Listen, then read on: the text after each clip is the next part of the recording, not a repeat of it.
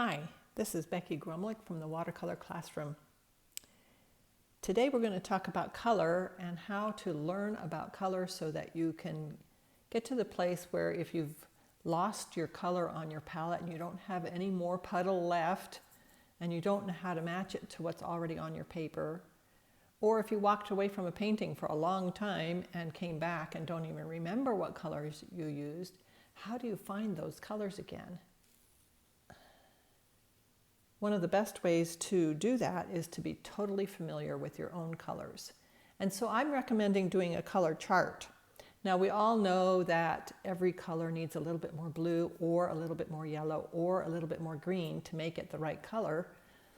But what about if it's a blue that has a little more purple or a yellow that has a little more orange in it? Then what does that do to it?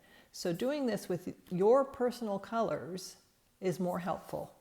So I've started and I've put azo yellow, ultramarine, blue, pyro red, quinacridone pink, rose, and sap green. And I've put the same thing down this side. And then we just go down and we mix like this, every one. I've already put these on because of course they're the same color. So when you're doing this and you mix yellows, I recommend having a separate rinse water just for your yellows, otherwise you're going to end up with it all a mess. So this one is blue and yellow, and so I'm putting more blue and less yellow. Now on this one up here, which is yellow blue, I'm going to make it have more yellow and less blue. So that way you see more of the possibilities with one color. Dry the brush, bring it across.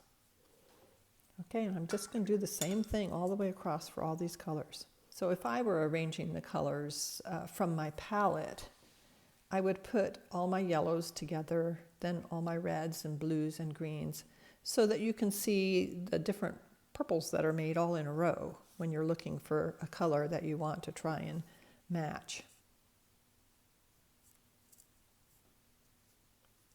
As you can see, you can really get some lovely browns. There you have it.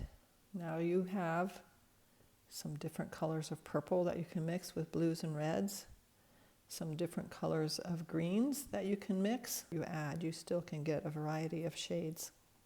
So we're going to take the tape off now. And after you have the tape off, you can label each of these. You can either just put the label up here at the top of the colors at the top, or you can put it at each box. I probably would put it at each box if I was doing a huge giant sheet. Small enough it's not too hard to look to the top. If you were doing a full sheet chart with 20 colors going down each side, you probably would want to label each box so that when you find the color you want to use, you know where to